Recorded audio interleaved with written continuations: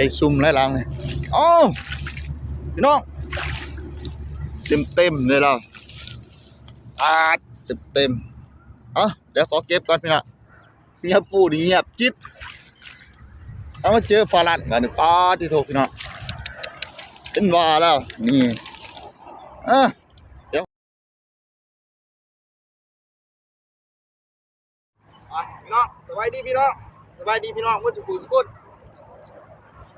วันนี้พาน้องมาหารักหนูเอากับเด็กมา15 อันแล้วก็กับฟาลันจิ้วอันหนึ่งจะล้มมาจะใช้หรอกอันนี้เงียก็เป็นเงียกี่ไต่คลิปเก่าอะไรลูกคลิปไลฟ์ปุดกับปีใหม่ปุดอะไรลูกคลิปจักเถื่อโอ้ย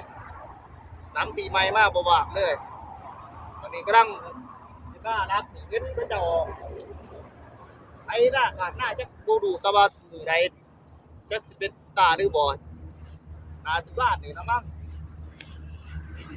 เสียงรถลังในเด้อพี่น้องเพราะว่ามันริมถนนใหญ่ไปพี่น้องไปใส่รับกันย้ำคำมากกับคำน่ะซีมึงแน่ช่วงนี้จะคำไว้แต่ไปรักรับกันไอ้สีแดงรักคือบอลไม้กับสีนี่แหละทุ่งหน้าก็เจ้าไทยเบิดอ่ะโอ้ยเป็นตามีหนูอยู่บ่มันตื่นรถไปจักจะได้กับใส่แหละได้มาล่ะไปเดี๋ยวไปใส่ร่วมกัน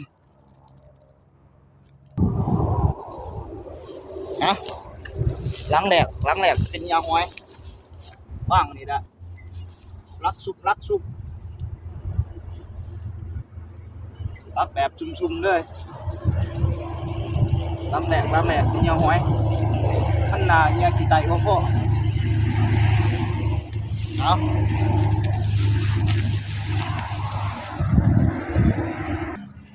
เบื้องหลังนี่พี่น้องเป็นตะมีอีบ่เถอะผู้มันโอ้ไม่ใหม่เลย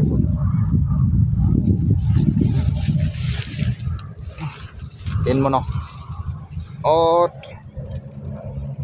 เดี๋ยวสิไปใส่ตัวนี้เดี๋ยวสิมาบ้างนี่ทางกันเด้อเดี๋ยวสิมาแบกใส่นี่เดี๋ยวขอใส่ก่อนนี่ใส่มันนี้หลอกมันไว้มันหนังที่2ก็คือว่าคักอยู่ดอกอย่าแต่มันตื่นเขาจะมาไถหน้ายันแต่มันบ่ออกใส่ไปนี่หนังที่2โอ้กล้วยมันอันนี้จะเป็นหนังที่3นะหนังที่3มันนี้โอ้มันจะคักกูก็สิออกหรือบ่ไปแล้วมื้ออื่นเช้าบ่แล้วสิได้มายามบ่เคยมายามก็ขึ้นจักเทื่ออยากให้เบิ่งหลังงอกไว้นี่พี่น้องที่ตัวโอ้อลังการแฮะอีดีพวกอลังการงานสร้างที่ตัวโอ้ขนาดเลย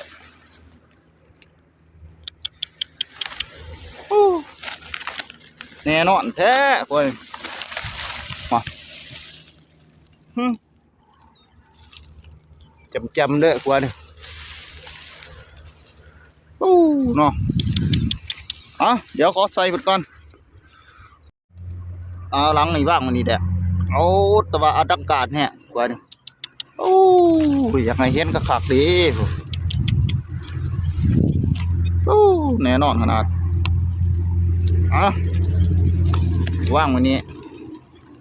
เดี๋ยวเขาซันเสียอีกแก้วลำเลยพี่น้องไว้นี่กับโบแผลกันเลยติโถแน่นอนขนาดกระดักไว้นะเฮ็ดอยู่ไหนติโถแน่นอนแต่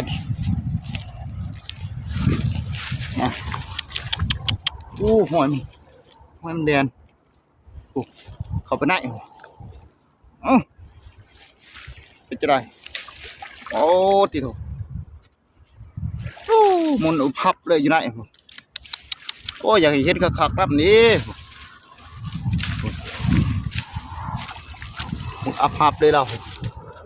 ห้อยเขาไปไหมเลยพวกห้อยมันแดนไว้อยู่ไหนที่ถูก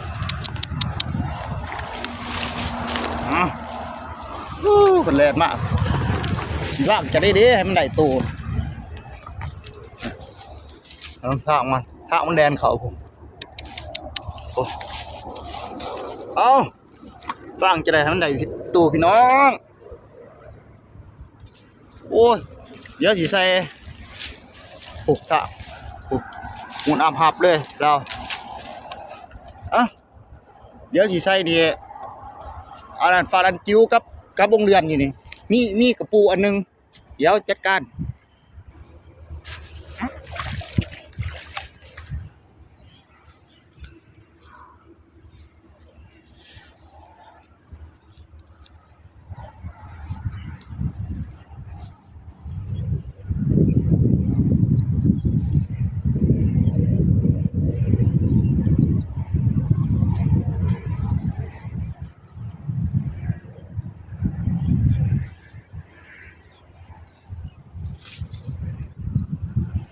ฟาลันจิ้วอันนี้เอาแบบนี้เด้อพี่น้องนี่อันนี้เป็นเหยื่อปู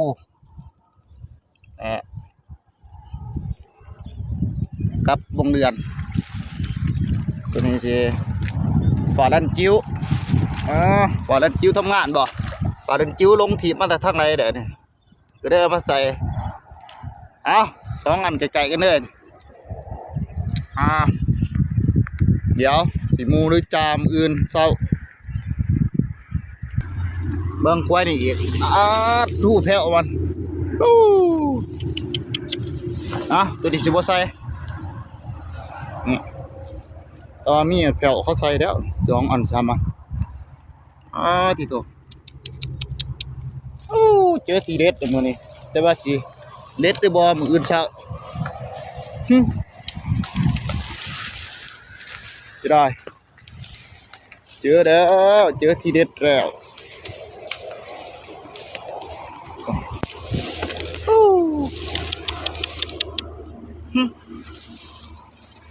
แน่นอนครับว่าต้องมาลุ้นมื้อเช้าสิมูสิจาสิได้อยู่ห้างบ่คุณน่ะเป็นแต่มีโตอยู่บ่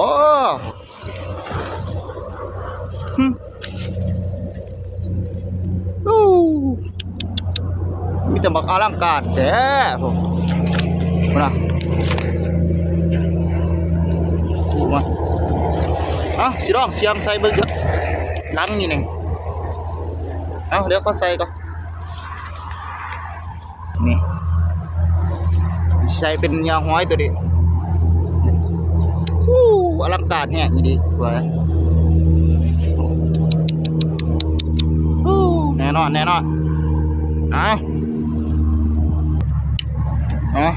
เจอกล้วยนี่ล่ะพี่น้องถ่ายให้เบิ่งตอนเจอกล้วยใหม่ๆกู้ใหม่ๆเด้อจะมีตัวบ่เดี๋ยวขอลักก่อนพี่น้องล้างเลยลักกับเบิ่งล้างมันสุดท้ายเนาะลักมาหลายหลังละเอาตะกองทีเด็ดแต่ว่าทีเด็ดด้วยบ่มือสั่ง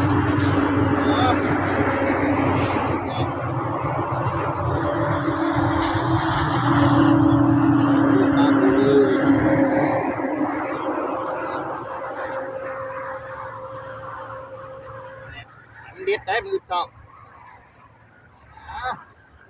สีบูสีจาแต่มันก็ขึ้นหมดเลยมายามนิดเดียวครับมายามจะย่ำเราผมพูดก็ออกจากเกลือ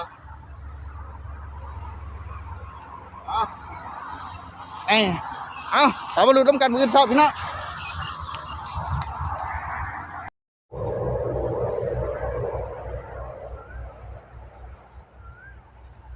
บรรยากาศยามเช้าพี่น้องโอ้หนาวเลยมื้อนี้ไปพี่น้องแต่เวลายามกับเด็กตอนเช้าละไป แล้วไปดูน้ำกันว่าสิมิโตบ่เออเอาผักแท้โอ้เสียงรถลำเลยเด้อพี่น้องเด้อเอาอยู่ริมถนนเขาจะปล่อยน้ำออกมาอีกแล้วเอาหนาวผักแท้มันหนุกเจ้า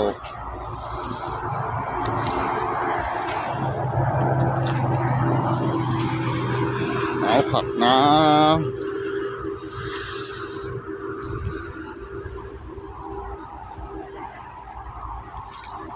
จะได้ก็มีตู้อยู่บ่เศร้าๆเนี่ย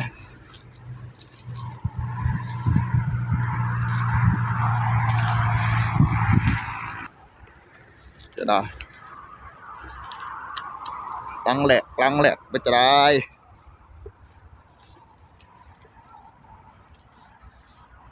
โอ้ลังแหลกเงียบจิ๊บเลยตายทางใหม่ๆนี่หมดจะได้ฮะคือว่าบ่มีหนูเบิ่งข้างๆกันโอ้ไว้มีไหมหนึ่งโอ้ยว่าบ่มีเอ้าหลังแหลกผ่านไปเงียบจิ๊บเป็นจะได้หนอจะว่าบ่มีหนูมันตื่นรถอันนี้นี่บ่ตื่นรถไถนาเขาไถนาเลยบ่นี่จะไหนนี่บ่เขาเอาไปกินเนี่ยโอ้ปล่อยใหม่ๆว่าบ่มีตัวเงือดหลายอันนี้เด้นี่เงียบจิ๊บยเป็นจะได้เด้อ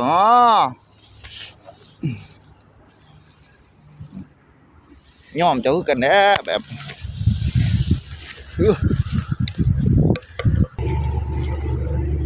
ตั้งใส่ก้อนงูใส่ซุ่มไรลังเลยพี่น้อง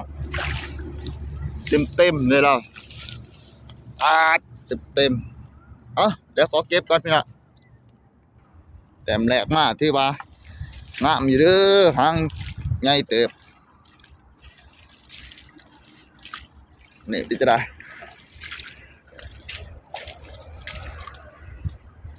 ดังนี่เงียบจิ๊บถามไม่นะมองมามันมามักใส่อยู่ขวยบ่มักแบบซุ่มๆบ่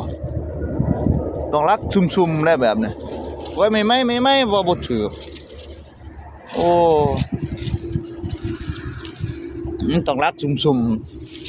ๆมันมามักแบบรักขวยๆใหม่ๆ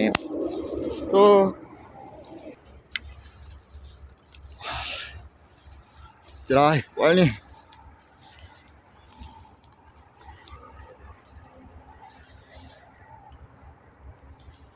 มีดีดีแต่ว่าเอียงหน่อยหนึ่งอย่างไรดีเนาะเบิ่งกล้วยโดดพี่น้องอลังการแฮะก่อน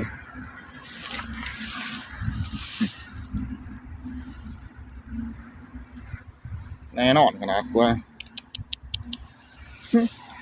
แต่ว่าบ่มีตัวเฮ็ดจะได้ไว้ใหม่ๆว่าบ่มีตัวเงือดหลายมาเบิ่งตัวนี้ฟาลันจิ้วกับอันนี้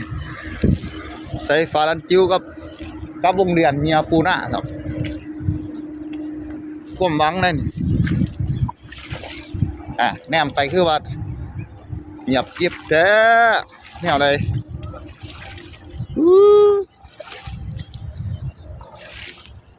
เบิ่งกล้วยได้กับเนาะ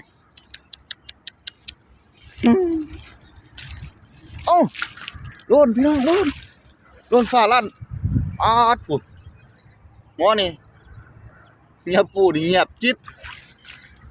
เอามาเจอฟ้าลั่นมาหนึ่งที่โทรพี่น้องเป็นว่าแล้วนี่เดี๋ยวขอเก็บกันพี่น้อง ได้สองหางมาละอีกใกล้ดีบาทหางใหญ่ๆอ่ะเบิ่งควายนี่มูนิจาควายนี่อ่ะเงียบจิ๊บควายนี่ใหญ่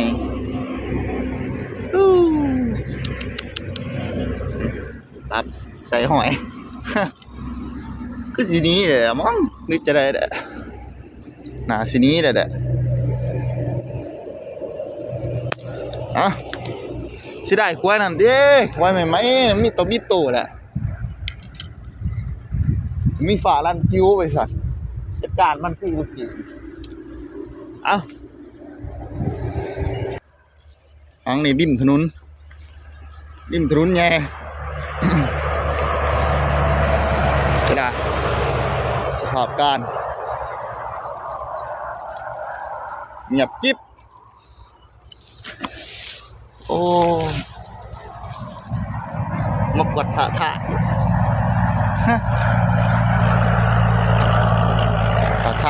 แอบนานเมื่อโอ้เสียงรถลังเลยด้วยพี่น้อง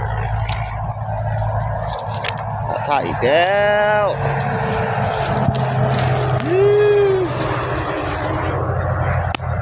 โอ้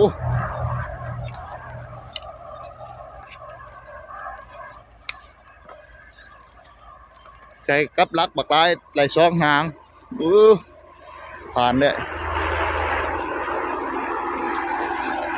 โอ้ผ่านบ่ผ่านกี่ได้กับ3-4ไปสิหักกระคุบอยู่แล้วสองหางบักใหญ่ลักพอดได้กินได้อยาก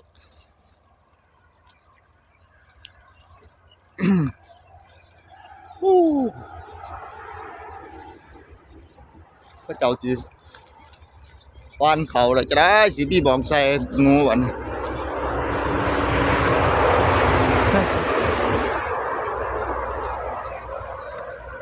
เอาทางนี้ดิ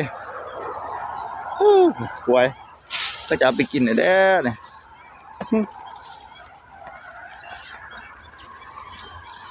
ดังนี่เงียบจิ๊บอย่าหอยเดี๋ยวเขาเก็บก่อนขับรถมาเจอดังเลยพี่น้องดังนี่ตามถนนด้วยยังไม่ตายเลยแล้วก็จัดการเป็นก่อน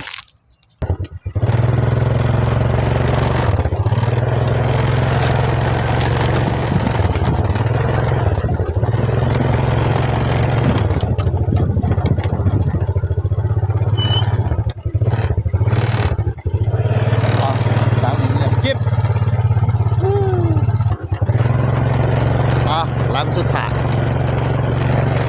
ผ่านมาจะอะไรเนี่ย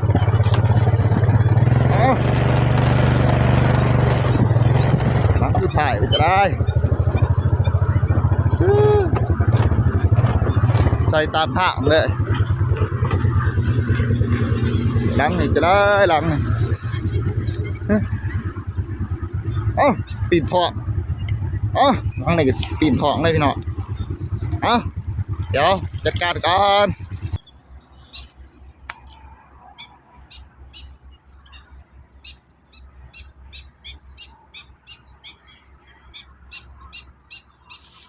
พี่ได้สรุปผลงานเจ้านี่เจ้านี่มันมานเด้อ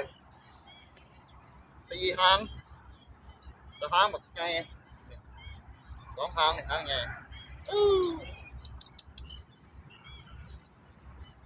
เดี๋ยวพี่น้องสำหรับเจ้านี่กับมันเดี๋ยว